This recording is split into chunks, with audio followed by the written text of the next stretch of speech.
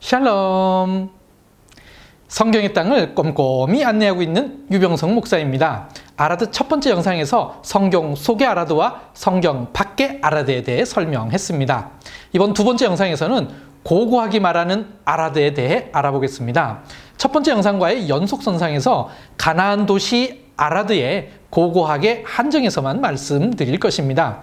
가나안 도시 아라드는 고고하게서는 어떤 모습일까요? 과연 성경에서 말하는 아라드의 모습과 비교할 수 있을까요? 이 어려운 숙제를 해결하기 위해 텔 아라드를 향해 출발해 보겠습니다.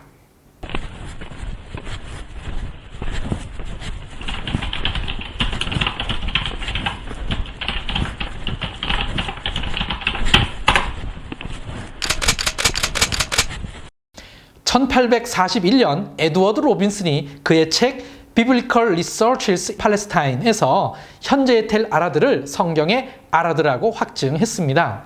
이후 모든 학자들은 이를 받아들였고 이스라엘 고고학자인 룻 아미란의 책임하에 18번의 발굴이 진행되었습니다.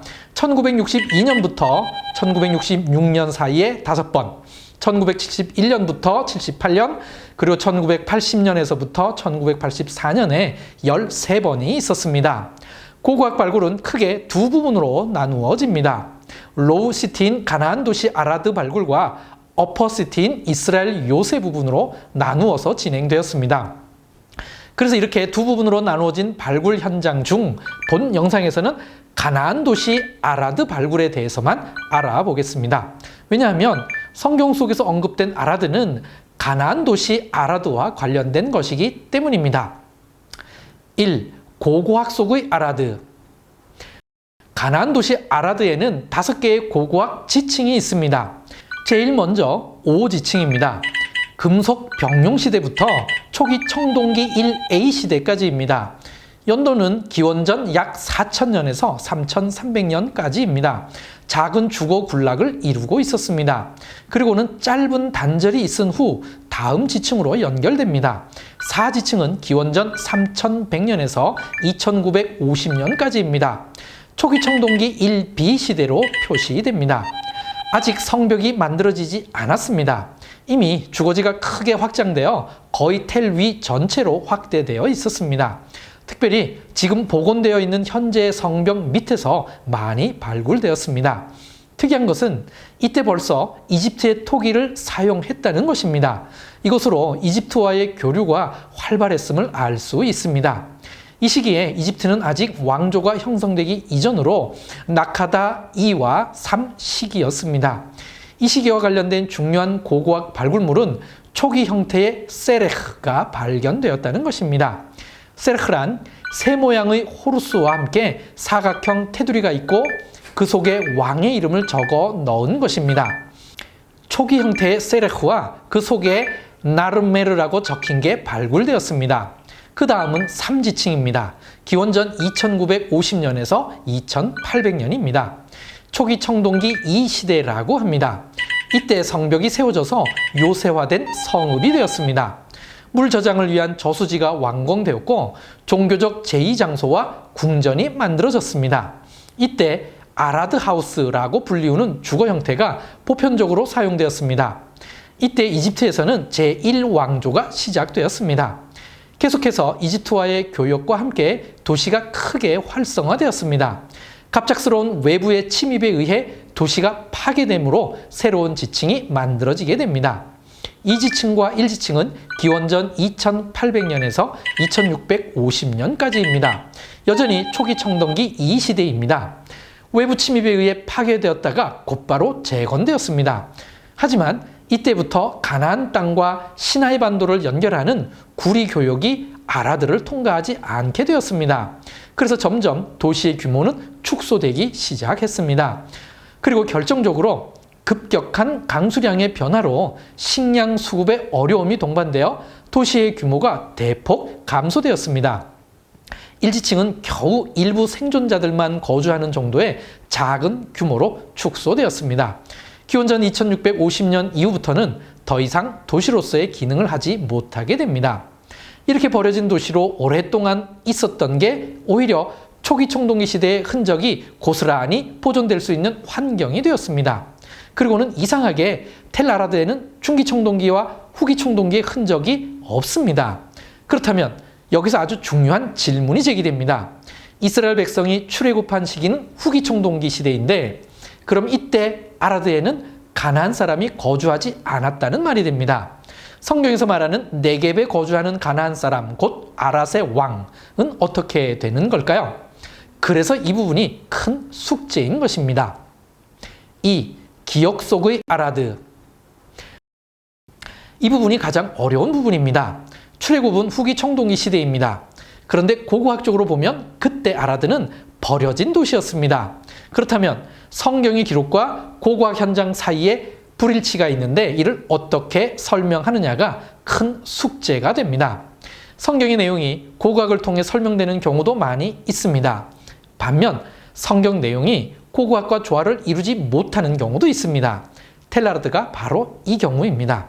이럴 땐 우리는 과연 어떻게 해야 할까요? 둘 중 하나는 틀렸다고 말해야 하나요? 아니면 어렵거나 이해되지 않으니 그냥 묻어두고 넘어가야 하나요? 아마도 이런 방법으로는 성경을 진지하게 공부하고 연구하는데 도움이 되지 않을 것입니다. 실제로 성경의 땅 답사를 인도할 때에 텔-아라드를 방문하면 저도 이 문제는 집중적으로 다루지 못했습니다. 주로 가나안 도시 아라드보다는 성경시대와 일치하는 철기시대의 요새에서 더 많은 시간을 할애했고 그곳을 집중 설명하곤 했습니다. 그것만으로 늘 시간이 부족했기 때문이죠.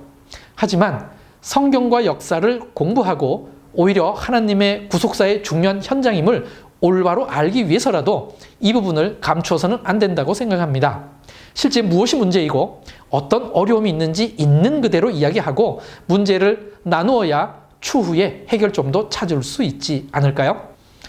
텔-아라드의 가나안 도시에서는 초기 청동기 흔적만 있고 출애굽 시대인 후기 청동기 흔적은 발굴되지 않았습니다. 이것이 현재까지의 팩트입니다. 그렇다면 민수기 21장 1절과 민수기 33장 40절에서의 가나안 사람 곧 아랏의 왕과 여호수아 12장 14절의 아랏 왕은 어떻게 된 것일까요? 당연히 이런 질문을 해야 합니다. 지금까지 이 질문에 대한 두 가지 대답이 있었습니다. 첫째, 성경이 형성되던 당시 관점에서의 기록으로 보아야 한다는 것입니다. 성경이 형성되고 편집되던 기원전 8세기 혹은 7세기경에는 아라드는 고대 도시의 흔적 위에 유다의 변방 요새만 있었습니다. 즉 철기시대의 요새만 있었던 것입니다. 이때 폐허인 가나안 시대의 아라드 흔적을 보고 출애굽 당시 조상들에 의해 파괴되어서 이렇게 되었다고 묘사했다는 것입니다. 당시의 세계관에서는 충분히 그럴 수 있는 것입니다. 둘째, 민수기 21장 1절의 히브리어 문법이 특이합니다. 하카나니 멜렉 아랏 요셉 하 네게브. 네겝에 거주하는 가나안 사람 곧 아랏의 왕이. 히브리적 개념에서 보면 이 구절에 사용된 요셉은 단순히 거주하는 이라는 뜻이 아니라 통치하는 이라는 뜻으로 사용된 것입니다. 그런데 마지막에 나오는 하 네게브가 문법적으로 이상합니다. 문법적으로 맞게 표기하려면 바 네게브가 되어야 합니다.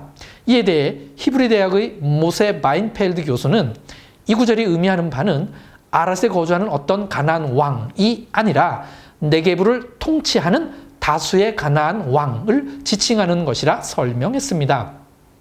실제로 당시 정탐꾼의 보고를 보면 가나안인이 어디에 거주했는지 알 수 있습니다. 민수기 13장 29절 아말렉인은 남방 땅에 거주하고 헷인과 여부스인과 아모리인은 산지에 거주하고 가나안인은 해변과 요단가에 거주하더이다. 분명히 가나안인은 해변과 요단가에 거주한다고 했습니다. 아라드는 남방과 유다 산지의 경계라고 할 수 있는 곳입니다. 해변과 요단가는 분명히 아닙니다. 이 개념에서 보면 출애굽 때 이스라엘 백성과 전투를 벌인 가나안 사람 왕은 누구일까요? 그는 네게브를 통치하는 왕 중에 한 명으로 아랏 왕이라는 별칭이 있었던 것입니다. 그러니 아랏 왕이라고 해서 반드시 아라드에 거주하면서 아라드를 통치하는 왕이 아니어도 된다는 것입니다. 실제로 해변이나 요단가에 거주하면서도 네게브 지역을 통치하는 왕으로서 군림할 수 있었기 때문입니다. 이들이 올라와서 이스라엘과 싸웠다면 호칭만 아라드 왕이기에 아라드의 실제 거주지 흔적이 없을 수도 있는 것입니다. 그럼 왜 아라드 왕이라고 불렀을까요? 아라드라는 곳은 초기 청동기 때의 네게브 북부를 호령하던 곳입니다. 그런 의미에서 네게브 지역에 영향력을 미치는 가나안 왕을 이렇게 아라드 왕이라고 불러준 것이죠. 그래서 제 나름으로는 기억 속의 아랏이라고 표현해 본 것입니다. 후기 청동기 때 이스라엘이 출애굽할 때에는 현재의 고고학 발굴을 통해서 볼 때 아라드는 기억 속의 아라드로 그 명성을 유지하고 있었을 것입니다. 지금은 가나안 도시 아라드에 대한 발굴이 멈춰져 있지만 혹시 앞으로 발굴이 재개되어 새로운 내용이 나올 수도 있습니다. 그렇게 되면 어쩌면 기억 속의 아라드에 대한 견해가 달라질 수도 있는 것입니다. 지금까지 두 개의 영상을 통해 가나안 성읍 아라드에 대해 알아보았습니다. 아라드는 성경을 연구하고 공부하고자 하는 모든 분들은 반드시 방문해야 할 장소입니다. 출애굽 시대와 관련되어서는 성경과 고고학 현장이 서로 상충되는 곳이지만 오히려 각각 더 깊이 있게 연구하게끔 도전을 주는 곳이기도 합니다. 텔 아라드는 초기 청동기 이야기만 하고 끝낼 수 있는 곳이 결코 아닙니다. 아직 영상에서 다루지 못한 유다의 변방을 지키던 철기 시대의 요새가 남아 있습니다. 이곳에서 성경 시대를 이해하는 데 큰 도움을 주는 다양한 발굴물들이 쏟아져 나왔습니다.